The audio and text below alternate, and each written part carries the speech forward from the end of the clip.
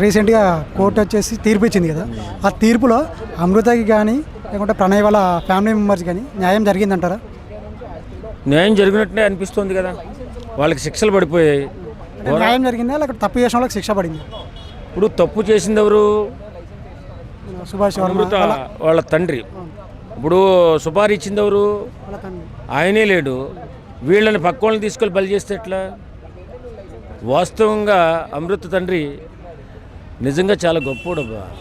చాలా కష్టపడి ఒక కూతురి కోసం 100 కోట్ల రూపాయలు సంపాదించాడు.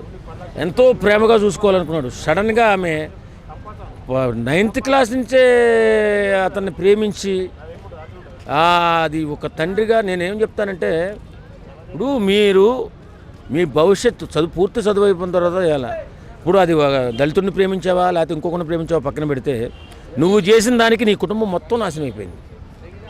కుటుంబం మొత్తం, చిన్నబాబుకి వాళ్ళకు కూడా శిక్షలు పడిపోయాయి. ఇప్పుడు ఏం సాధించావు నువ్వు 9వ తరగతిలోనే ప్రేమించి ఏం సాధించావు? ఇప్పుడు కొన్ని కట్టుబాట్లు, కొన్ని మానవతా విలువలు ఉంటాయి. ఆడపిల్లలకి నేను ఒకటే చెప్పేది, మీ తల్లిదండ్రులు మీ మీద ఎంతో హోప్స్ పెట్టుకుంటారు. మిమ్మల్ని ఏదో ఉన్నత స్థానంలో చూడాలని చూస్తారు.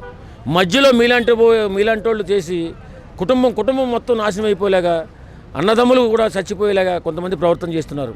కుటుంబాలు నాశనం అయిపోయి అన్నదమ్ములు కూడా ప్రాణాలు తీసుకున్నారు పరువు కోసం. కాబట్టి జాగ్రత్త వహించాలి ఆడపిల్లలు ఫస్ట్. కానీ ఆ కుటుంబానికి జరిగిన అయినా వేరే కుటుంబానికి జరగకూడదు. ఎందుకంటే క్షణికావేశంతో ఒక దళితుడిని ప్రేమించాడని వాడిని దారుణంగా చంపించడం కూడా కరెక్ట్ కాదు. కానీ ఆయన జీవితాన్ని చూస్తే ఎన్ని కష్టాలు పడ్డాడు, ఏ స్థాయికి వచ్చాడు, అతను తట్టుకోలేకపోయాడు. ఇంత చిన్న వయసులో ఇంత ఘోరం చేస్తుందని చెప్పి ఆలోచించుకోలేదు అమృతరావు. కానీ ఇంత ఘోరం జరుగుతుంది అనుకోలేదు. ఇప్పుడు ఇక్కడ వెనకాల ఉన్న వాళ్ళు శిక్షలు పడిపోతున్నాయి కదా. వాళ్ళు తప్పు చేశారు కాబట్టి వాళ్ళకి శిక్ష పడుతుంది కదా. ఇప్పుడు తప్పు చేసింది మారుతిరావు, అతను ఒకడే. మారుతిరావు ఆయన పేరు, మారుతిరావు వాళ్ళకి సుపారీ ఇస్తేనే కదా వీళ్ళు మర్డర్ చేసింది.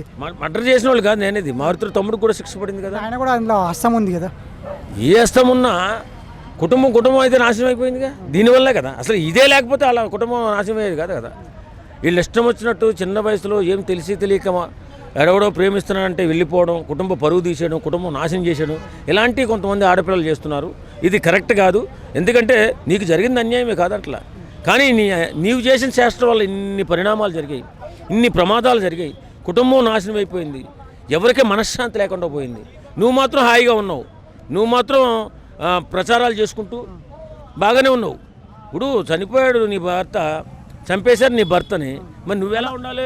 ఒకవేళ ఫైనల్గా జడ్జిమెంట్ వచ్చిందిగా, ఆ రోజు కూడా కోర్టుకు వెళ్ళలేదు, ప్లస్ సమాధి చేసిరు అక్కడ కూడా వెళ్ళలే అని చెప్పేసి అదన్నీ వదిలేవా.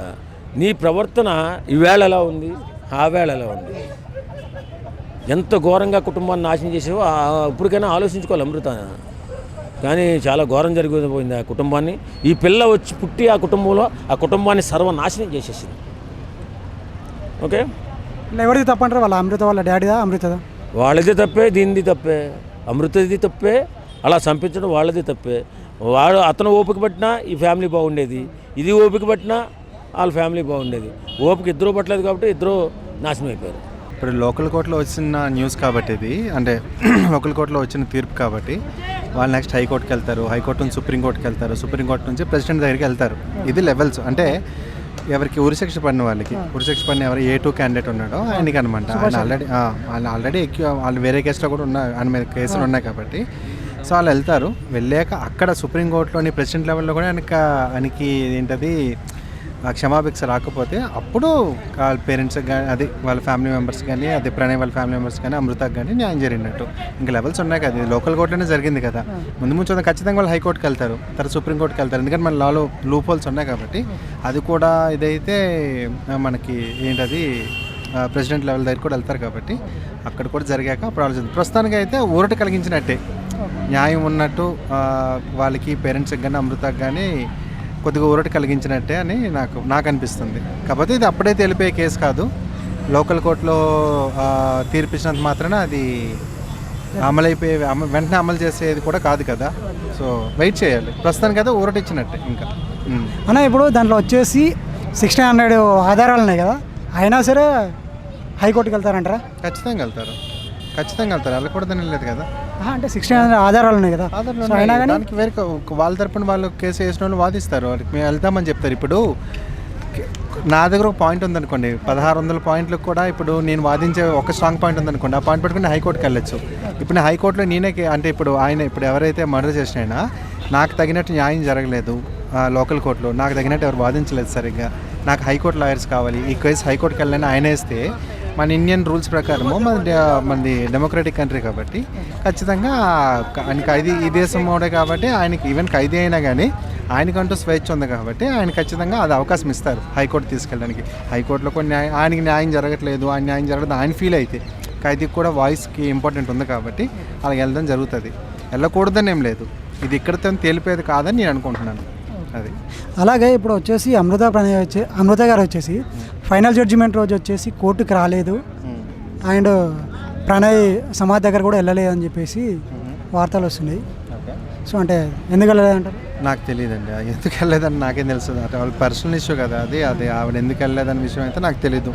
మేబీ తను ఇంట్లోనే ఉండొచ్చు, లేకపోతే తను ఇష్టదేవాన్ని మొక్కుంటూ ఉండొచ్చు, కేసు తనకి ఫేవర్గా జరగాలని, లేకపోతే ప్రణయ్కి మంచిగా జరగాలని చెప్పి కోర్టుకి. ఇప్పుడు ఫర్ సపోజ్ అమృత వెళ్ళిందే అనుకోండి, ఎంత న్యూసెన్స్ అవుతుంది అక్కడ. అమృతాన్ని చూడడానికి జనాలు వస్తారు, అక్కడ మీడియా మళ్ళీ అందరూ మూగుతారు అమృత చుట్టే, అక్కడ న్యూసెన్స్ కూడా అవ్వచ్చు. మేబీ పోలీసులు కూడా చెప్పుండొచ్చు మీరు రావద్దండి, మేబీ న్యూసెన్స్ జరగచ్చు మీరు వచ్చాక, ఇక్కడ మేము అది మేము కంట్రోల్ చేయలేకపోవచ్చు క్రౌడ్ని అని కూడా చెప్పుండొచ్చు. మనకి బ్యాక్ తెలియదు కదా ఏం జరిగిందో. మేబీ తను ఎందుకు రాలేదన్నది పర్సనల్ థింగ్, దానికి మనం అసలు దాని గురించి ఎక్కువ ఆలోచించడం కూడా అనవసరం. అన్న ఇప్పుడు వచ్చేసి పరువు హత్య జరిగింది కదా, దానికి తీర్పు వచ్చింది, ఏమని తప్పు ఎవరు వేసినా సరే శిక్ష పడుతుందని చెప్పేసి తీర్పు వచ్చింది.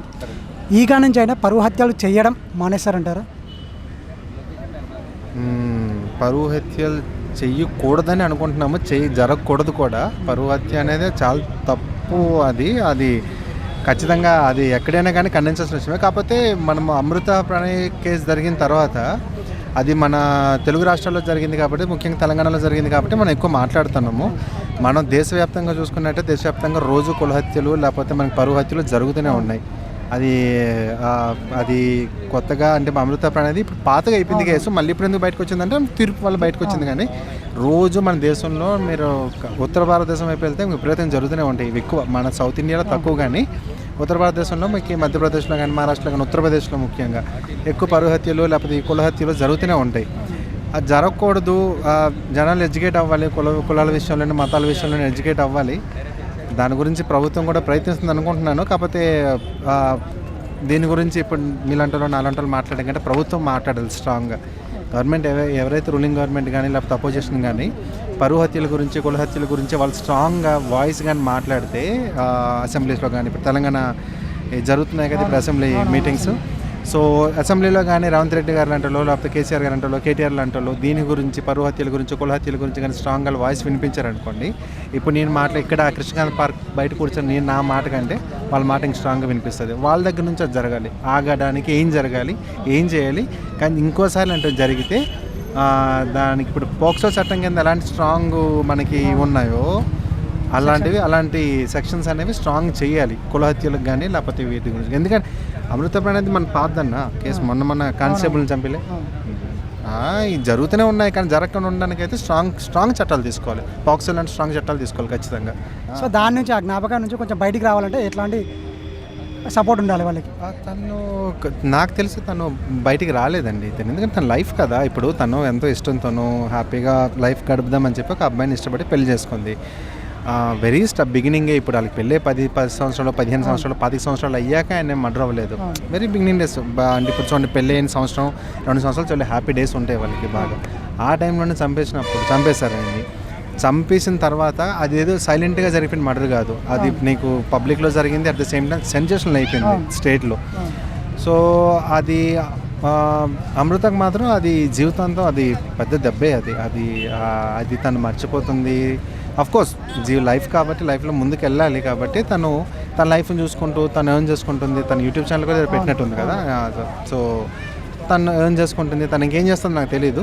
సో తనకేమి ఇన్కమ్ ఉన్నా కానీ తను చూసుకోవడం, తన లైఫ్ అంటే తను ముందుకు వెళ్ళాలి. కాకపోతే ఇది మాత్రం ఎప్పటికీ తనకి ఒక జరగని మర్చే. అది సపోర్ట్ అంటారా, అది పేరెంట్స్ నుంచి ఉండాలి. సొసైటీ ముఖ్యంగా వాళ్ళు ఆవిడని డిస్టర్బ్ చేయకూడదు. అక్కడికి బయటకు వెళ్ళా కానీ ఆవిడ దగ్గరికి వెళ్ళిపోవడం, మీదకి వెళ్ళిపోయి పిచ్చి పిచ్చి క్వశ్చన్లు అడగడం కానీ అవన్నీ చేయకూడదు. ఆవిడకంటూ ఒక లైఫ్ ఉంది కాబట్టి పర్సనల్ లైఫ్ని, ప్రైవసీని డిస్టర్బ్ చేయకుండా ముందుకెళ్తే మాత్రము ఆవిడ హ్యాపీగా ఉంటుంది. ఇది మర్చిపోలేదు. బట్ మిగతా వాళ్ళ ప్రెస్ కానీ, మీడియా కానీ, లేకపోతే జనరల్ పబ్లిక్ కానీ పోక్ చేయకుండా ఉంటే మాత్రం తను హ్యాపీగా ఉండగలదు.